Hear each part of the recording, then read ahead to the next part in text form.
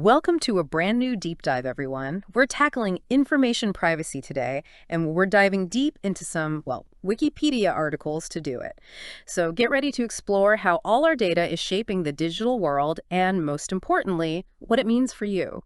It really is incredible when you think about it, isn't it? All those digital interactions, every little thing we do online, it leaves a trace. It's like we're leaving digital breadcrumbs everywhere we go, huh?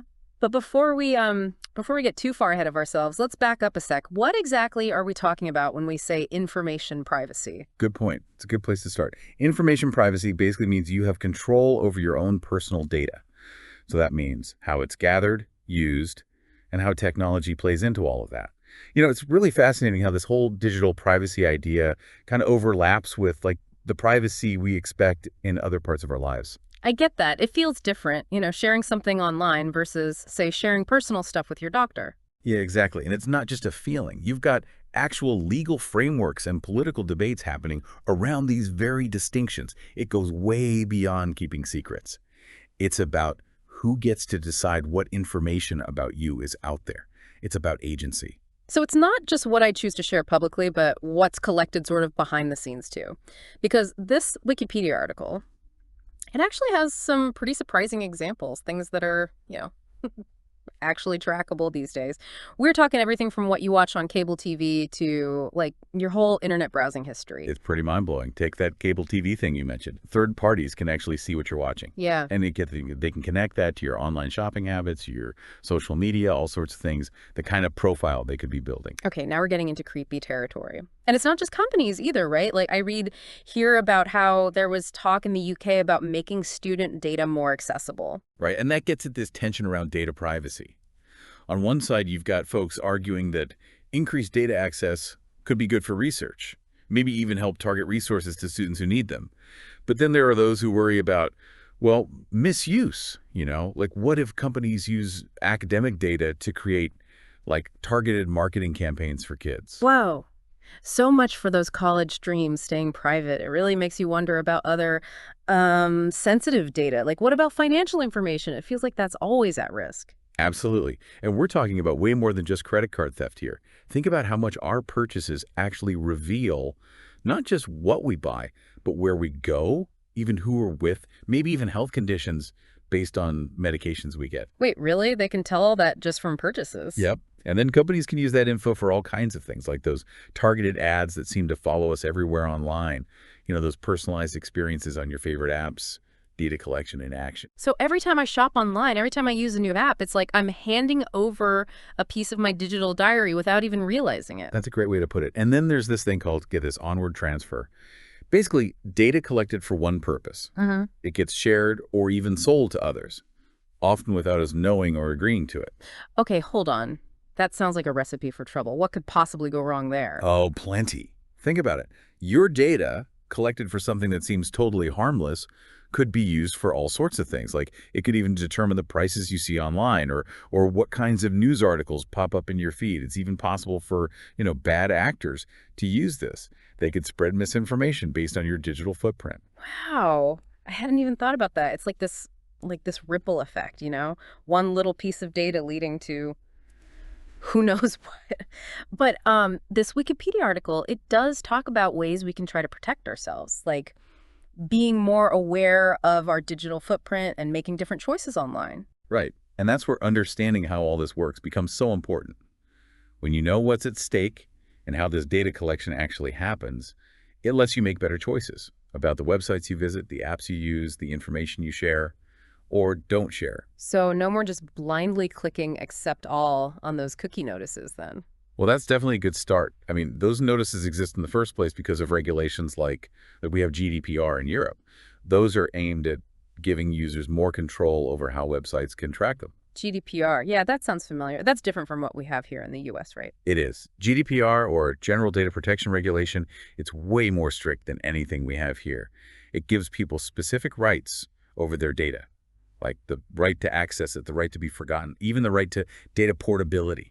There's a lot in there. Wow, this sounds like some serious data rights. Makes US regulations seem kind of, well, not great. But getting back to those cookie notices for a sec. The article mentioned how some companies, they get kind of sneaky with how they present those choices. It's true. They have to give you choices, yeah, but they can make it really hard to actually opt out of tracking. Like, they bury those options in menus or use language that's super confusing. It's a classic example of using design to nudge people into, well, giving up more info than they meant to. So they're basically counting on us not taking the time to figure out what we're agreeing to. Pretty much. Hmm. But knowledge is power, right? And luckily, there are tools out there that can help. The article even mentions VPNs. VPNs, those are those things that like make it look like you're browsing from a beach somewhere when you're really at home. Well, you can use them for that, sure, to watch movies and stuff from other countries. Yeah. But that's not their main purpose. VPNs, or virtual private networks, they encrypt your internet traffic and hide your IP address. Makes it a lot harder to track you online. So it's like putting on a disguise, but for your digital self. Exactly.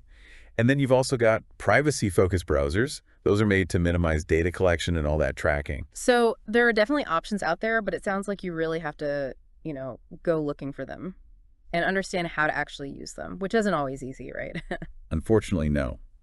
But the more we understand and the more we use the tools that are out there, the more control we have over our digital lives. Because these conversations about information privacy, they're not just about tech. It's about our rights. That's a good point. It's easy to get lost in all the technical stuff, but really it's about our right to privacy, right? Our right to decide how our own stories get told, especially in a world that feels more and more driven by data every day. Exactly. And that's why it's so important to keep learning about these things and talking about them. It makes you think about medical information especially. That's something you'd really want to keep private, right? Yeah, that's a really important point. And actually, the Wikipedia article, it talks about medical privacy a bit. It's a great example of how this isn't just like a theoretical thing. This stuff has real consequences. Medical records, they've got some of our most sensitive data in there. I mean, we're talking about our health, mental health too, medications, even genetic stuff. Yeah. Those are things most of us wouldn't want just anyone to see, let alone like employers or insurance companies. Right.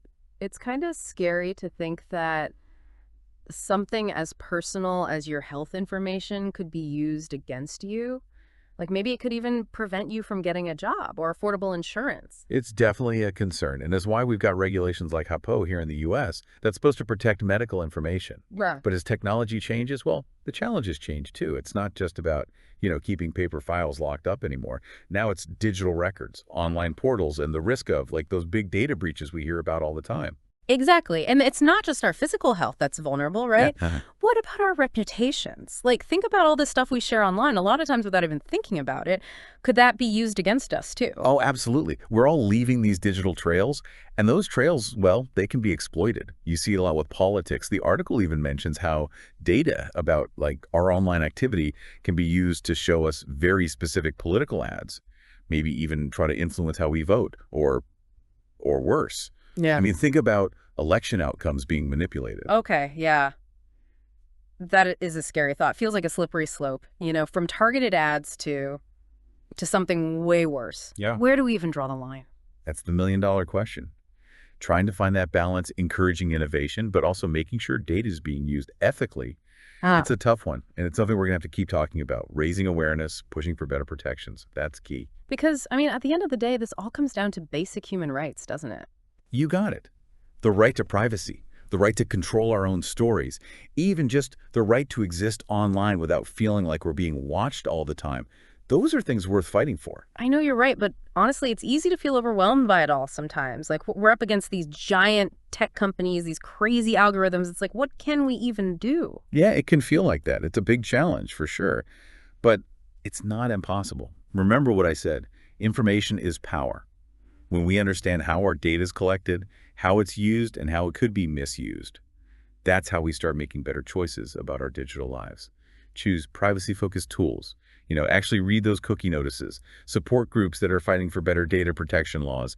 There are things we can do. That's a great point. This whole deep dive has been, pretty eye-opening, to say the least. We've only scratched the surface of information privacy, but I hope it's gotten you thinking, too. What stood out to you? What questions do you have about your data? Don't forget, every click, every purchase, every time you go online, it leaves a trace. It's up to all of us to learn about this stuff, take some control back, and really shape the future of data privacy. Couldn't have said it better myself. Keep asking questions, stay curious, and we'll see you next time for another deep dive.